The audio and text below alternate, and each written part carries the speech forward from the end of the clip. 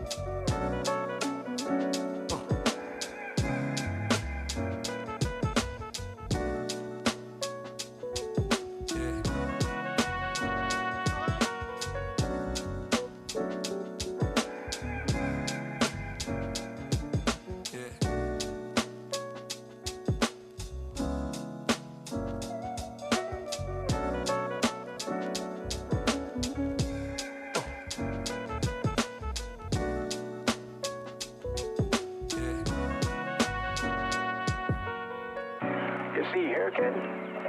You gotta just go for it. Don't think about what comes after or what came before. You just gotta bend your knees, take a deep breath, and jump. And you might think, what if I fall? Well, what if you don't? What if you fly?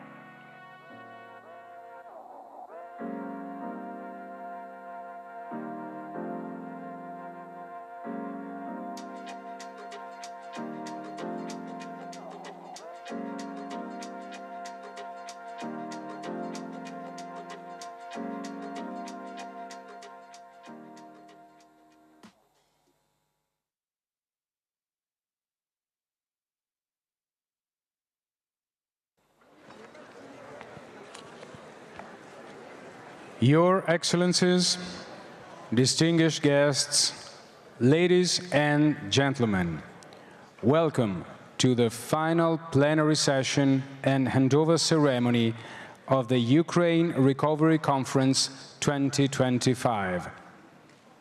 Over the past 2 days, Rome has had the honor of hosting this key international platform, bringing together governments, institutions, business leaders and civil society in a shared commitment to Ukraine's recovery, reconstruction and long-term development.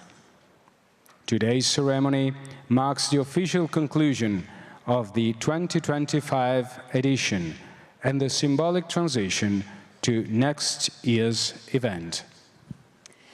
We are pleased to welcome on stage high-level representatives of the countries symbolically and also operationally involved in this handover today. Italy, as the host country of URC 2025. Ukraine, as the country at the heart of our joint efforts. And Poland, the candidate to host the 2026 edition of the Ukraine Recovery Conference. We are honored to acknowledge the presence of the following dignitaries who are taking part in this handover ceremony. The Honorable Edmondo Cirielli, Deputy Minister of Foreign Affairs and International Cooperation. The Honorable Oleksiy Sobolev, First Deputy Minister of Economy of Ukraine. The Honorable Paweł Kowal, Chairman of the Foreign Affairs Committee of the Polish Parliament and President of the Council for Cooperation with Ukraine. Let us now hear closing remarks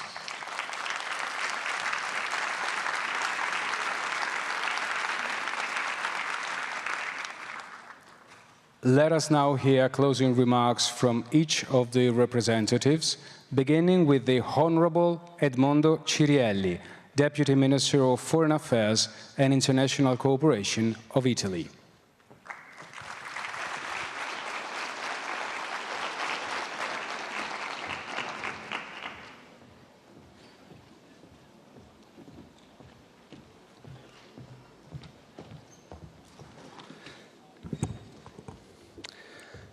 Mr. First Deputy Minister Sobolev, President Kowal, authorities, delegates and guests, I'm particularly glad to speak on behalf of the Italian government at the closing of this conference for the reconstruction of Ukraine. It has been an event that brought together representatives from 17 countries and 45 international organizations, hundreds of civil society and local government representatives, and above all, from the business sector, whose presence numbered in the thousands. More than 200 agreements were signed, 40 signed just by Italy. Such a large and qualified participation underlines the extraordinary interest that Ukraine and its recovery process generate on the political, economic and social level. Referring to words of President Meloni yesterday, from the very first day of the brutal, illegal and unjustified Russian armed aggression, Italy has stood by Ukraine and will continue to do so. This is a rewarding result that has confirmed existing collaboration and paved the way for many others that we hope can develop successfully in the months to come. New financial commitments amounting to the 10 billion euros are a tangible sign of the support that the international community wants to reaffirm towards Ukraine. We show that strong and principled political commitment can go hand in hand with the pragmatism. Reconciling politics and policy, it's not easy, but we did it. We are doing it in the face of the adversity. We show that investing in security also means leaving no one behind. That security means also investing in pediatric hospitals, in irrigation, in railways, and electricity, in housing school system, and satellite technology, in the rehabilitation of war veterans, and the restoration of cultural heritage. Among others, Italy has implemented much of the commitment announced last year in Berlin, launching as well new tools that involve our main institution for cooperation, concessional finance, support for exports and investments. In particular, I wish to highlight the bilateral memorandum of understanding on facilitated finance and the launch of the new European flagship fund for the reconstruction of Ukraine, promoted by the European Commission, which we have joined with France, Germany, and Poland. All of this hoping that we will soon reach an end of hostilities and start a process of peace, no matter how complex and difficult. Italy's commitment will continue alongside international partners with whom collaboration has been further strengthened in these 2 days. I would also like to say that the URC does not stop in Rome, of course. We have thousands of follow-ups up to be done, but more importantly, there is a strong candidacy for hosting the URC next year from a country which is close to my heart and that I also visited recently. Therefore, I have the floor to the Honorable Paweł Kowal, Chairman of the Steering Committee of the Polish Parliament and head of the Polish Committee for the Reconstruction of Ukraine. Thank you all and see you next year, of course.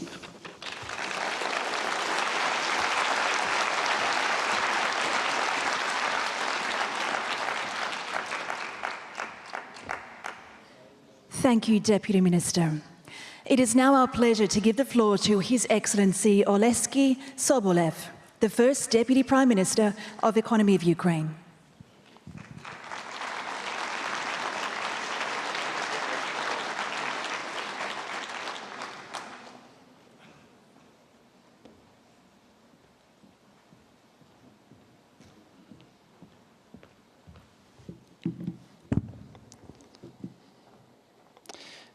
Dear Edmondo Cirelli, dear Honorable Paweł Kowal, ladies and gentlemen, thank you very much for being here, for being with us for the last 3 days, so 2 days of the conference, but I know many of you have been working here extensively during the previous day. Let me sincerely thank our Italian hosts for organizing this year's conference and all our friends and partners for the active participation. And I'd like to give a huge thanks to the team of Davide Le Cecilia, who helped to execute the conference despite everything, and there was a lot of everything.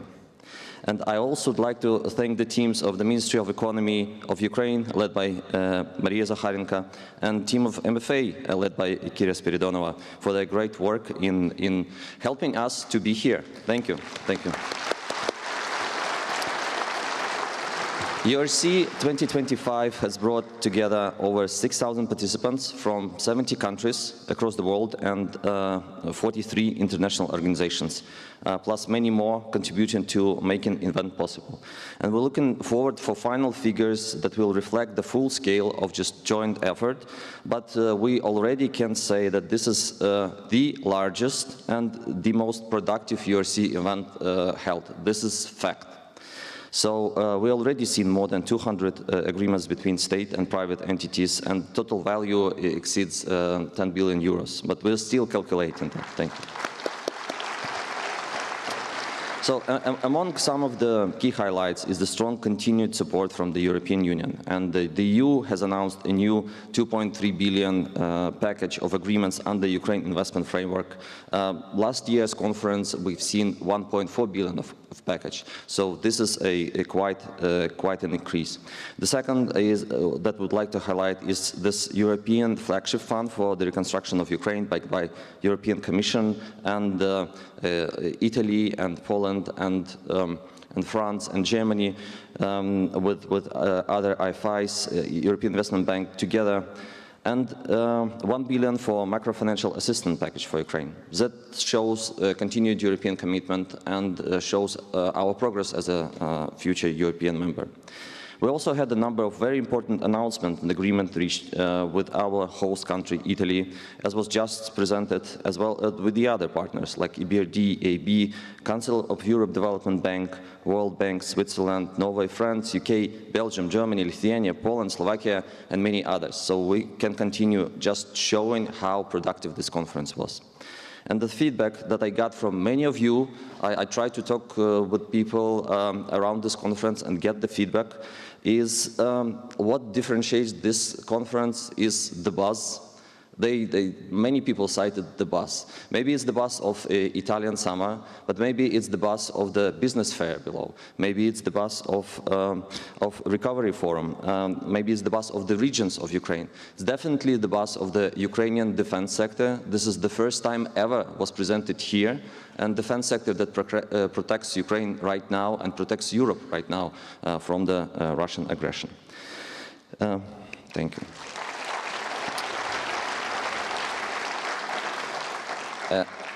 I'd like to also point that many people highlighted the more extensive presence of our US partners here. And I think during this point in time, this is also very present and sends a really great signal.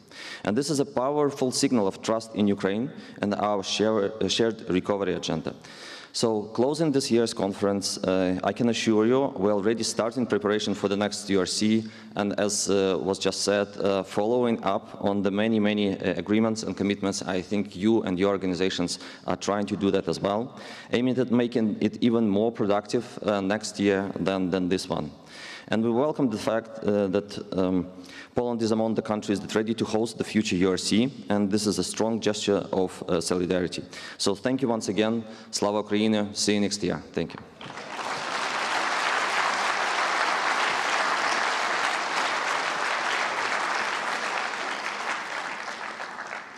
Thank you, Deputy Minister.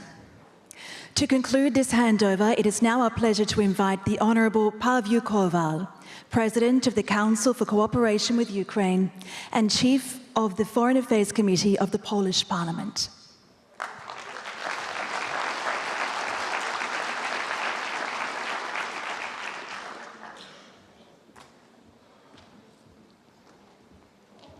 Colleagues, ladies and gentlemen, dear Edmondo, Davide, Alexei,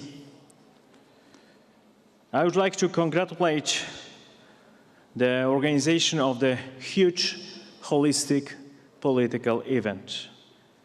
I would like to congratulate you, especially the serious political impact of this year's URC conference. I thought, what is the essence of our meeting in Rome? And in my opinion, the essence is that the West, in the birthplace of the West culture, in Rome, demonstrated unity. It is a result of personal achievement of the Italian leadership led by Prime Minister Meloni. Applause for Prime Minister Meloni. That was exciting, today to sit at the same table and spoke the same language with the Americans, Brits, Canadians about the future architecture of world security. It was, ladies and gentlemen, a conference about recovery, but not only.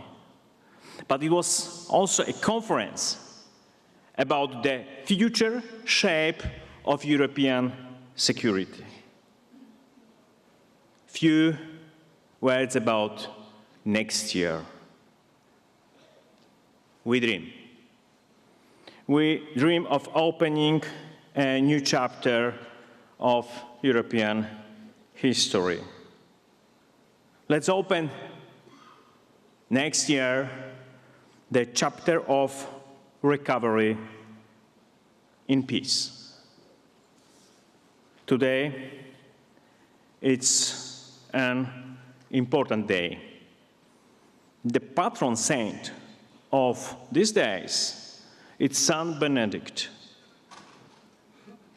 Benedict of Nursia, it's a patron of the unity of Europe, East and West, East and West. Coincidence? I don't think so.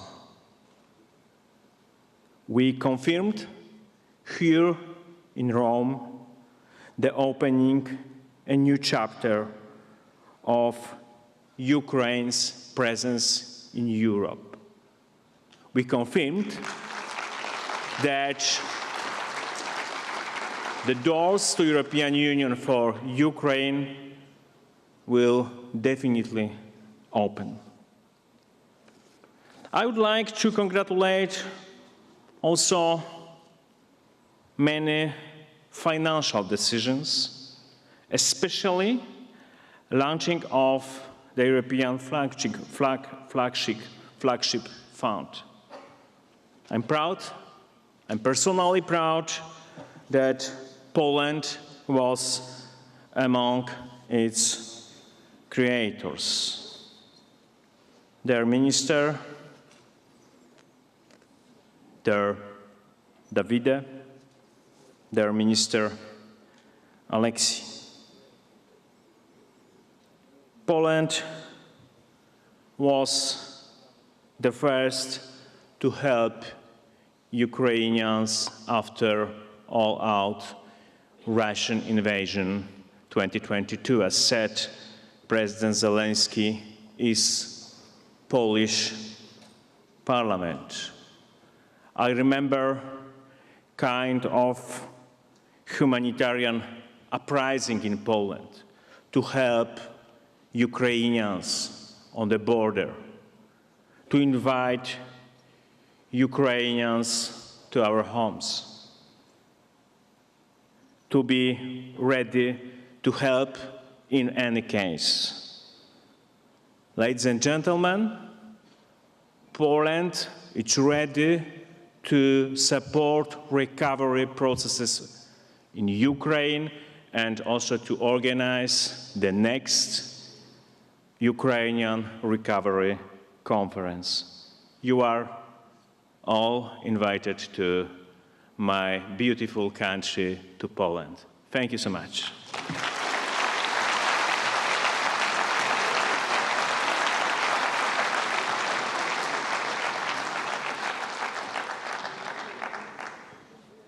Thank you, Honorable Kowal.